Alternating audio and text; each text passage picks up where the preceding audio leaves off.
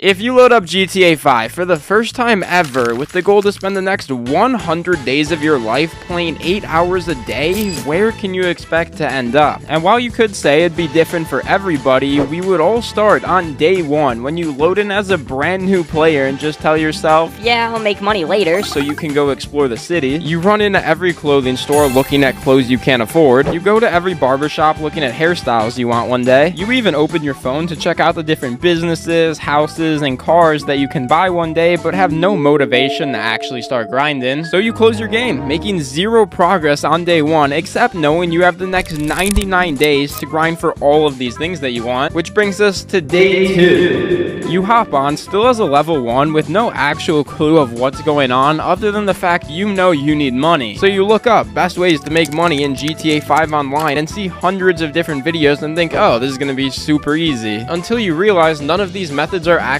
possible because you can't just go do the diamond casino heist, you don't have a bunker to make money with, and you definitely don't have the cars to be doing car dupe glitches, so you're forced to do contact missions. We've all been there. These missions suck and only pay out a couple thousand at a time, but you have no choice other than to spend your whole day doing these, making your first $350,000. And spending all day doing missions to make $350,000 isn't great, but it does mean you now have some options, like you could upgrade your clothes, you could buy yourself a cheap garage, you could even buy your own car, but you've been doing contact missions for 8 hours straight, so you just hop off. And then you wake up on day 3 and probably think something like this: I really want to save up for some car I don't need, but I guess I'll just be responsible and buy this random cheap garage and a decently cheap car to go with it. Still not bad though. And it's official, you now have your first car in GTA 5. Congratulations.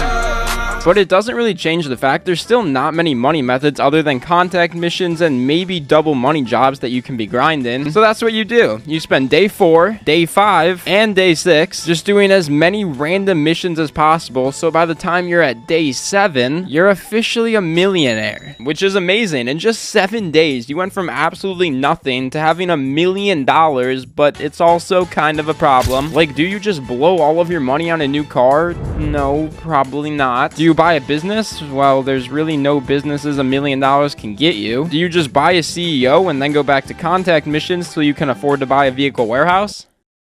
Yeah, that's exactly what you do. Which now means you have your own CEO, but unfortunately you can't really do anything without a special crates warehouse or a vehicle warehouse. So day 8, day 9, day 10, day 11, and day 12 are unfortunately spent doing these missions that you're quickly growing a strong hatred towards, but they did finally make you enough money to buy a vehicle warehouse. And this is where you can start to make a lot of money. So you spend the rest of day 12 sourcing as many different cars as you can, so on day 13, you sell every single one of those cars, each one making up to $100,000, and then it's pretty obvious this is a good money method. I did a video on my channel before where I spent 24 hours just grinding vehicle cargo and made over $3 million, so if you do the math, that's $1 million every 8 hours, and you realize that. So you spend the next 5 days sourcing and selling as many cars as possible until we arrive at day 18. At this point, you gotta be level 50 with $5 million in your bank, so it's finally time you go to a clothing store and upgrade your outfit. It's finally time you go to an ammunition store and get all the weapons, and it is definitely time to find a way to make more money, specifically heist, because you've probably done a bit of research on the best money method and found there's a way to replay heist to essentially actually make unlimited money. So you buy an arcade and spend the rest of the day setting up the casino heist. That way on day 19 it can be grind day. You and a random load into your first ever casino heist and find out other than a couple deaths, it's actually pretty simple, and in less than an hour you make a stupid amount of money. And since you did some research earlier and found out about this replay glitch, you know you can just keep doing this heist over and over to the point where at the end of day 19 you're up to $7 million. And then you spend day 20 and day 21 doing nothing but the diamond casino heist to the point where you turn that $7 million into $20 million.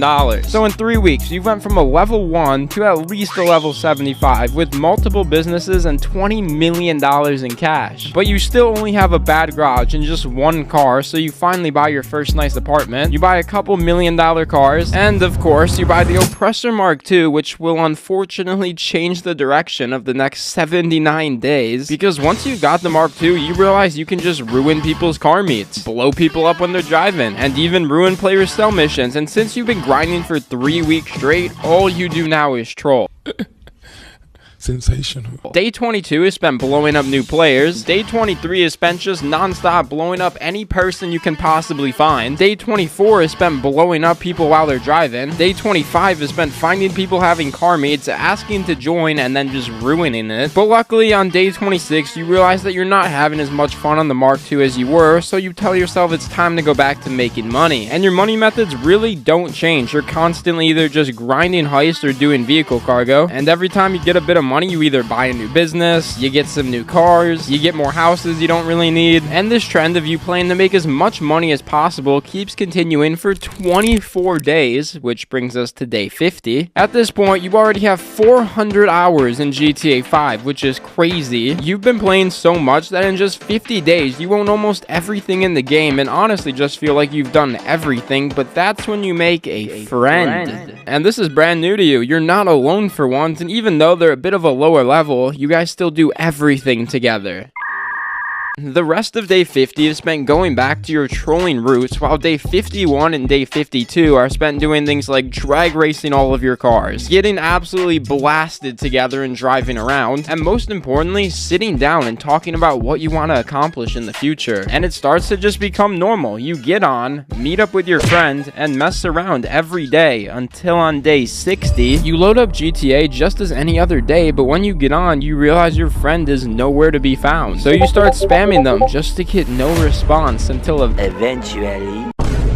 Hey bro, I actually quit GTA. My bad. Hope you can find someone else to play with. And this is when the depression sets in. You spend day 61 all the way through day 68 just loading up to sit in your office and think about what you once had. You think about the 50 days straight you spent making as much money as possible and think if it was really worth it. You think about all these $1 million cars you have, but wonder what's the point of having them if you have no one to share them with. And you stay sad for a while, but eventually day 69 rolls around and you're feeling better but still don't have the motivation to go make money, so instead you use the money you already have to take all of your cars to Los Santos Customs to change the looks of them. On day 70 you do the exact same thing with all your planes and helicopters, and on day 71 you change up all the interiors in your apartment, essentially just starting over. On day 72 you try to go back to grinding for money, but it's just not the same. Still though, you push through and spend the next couple days just doing heists to the point where you get up to $50 million. And having so much money is definitely cool. I mean, you finally buy the Luxor Deluxe and a couple other things you don't have yet, but the money really doesn't mean that much to you. And to recap real quick, at this point you're on day 76 with 608 hours in GTA 5 and are probably around level 175, and you already basically beat GTA. So you're just walking around trying to figure out something to do when you see a brand new player. You walk up to them when you realize they're actually a level 1, which is when you instantly think back to when you were a level 1. You think about having to do contact missions, having to hover over shark cards, convincing yourself not to buy them, or just straight up being broke, but you know you can't let that happen to them. Wait. What?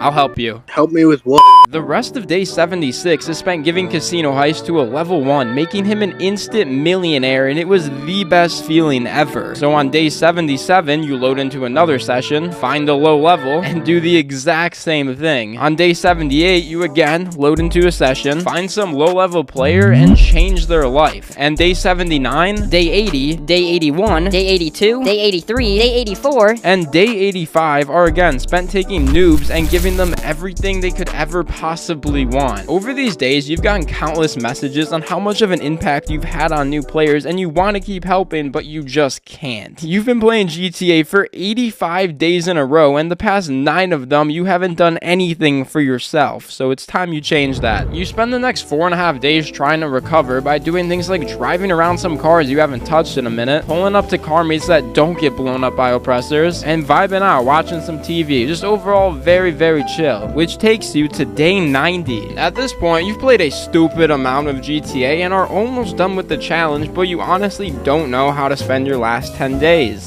Until you realize you never got to be a noob. You see, most players start GTA by robbing stores, stealing NPC cars, and being bullied by higher levels, but you really never got that experience because you just went straight into making money. So you spend day 90 doing exactly that. You rob every store in Los Santos. No NPC NPC is safe because you take all of their cars. And overall, you just have a fun day messing around acting like a noob. On day 91, you find players who left their cars out so you can fill it with sticky bombs and blow it up when they drive away. You wait for players to go in stores so you can ram your car into the doors. And your main goal is to annoy other people, just not with the Mark II this time. Then on days 92 through 99, you do a little bit of everything to relive the best memories from your 100 days. You do casino heists, you drive around all your cars, you try and make friends, you help out new players, you visit your businesses, you fly some planes, you make some cool outfits. You really just do it all because you know tomorrow is gonna be the last day. Speaking of last day, today is day 100 and you really don't have any other goals than to play 8 hours one last time. During the past 100 days, you've put in 800 hours to GTA 5, you're at least level 200 and you have everything you could possibly want. In just over 3 months, you literally beat GTA 5, and obviously it was a grind playing 8 hours a day, but you didn't buy any shark cards and you did everything legit. So yes, next time Reddit tells you GTA 5 is hard, just know you can pretty much beat the game in 100 days.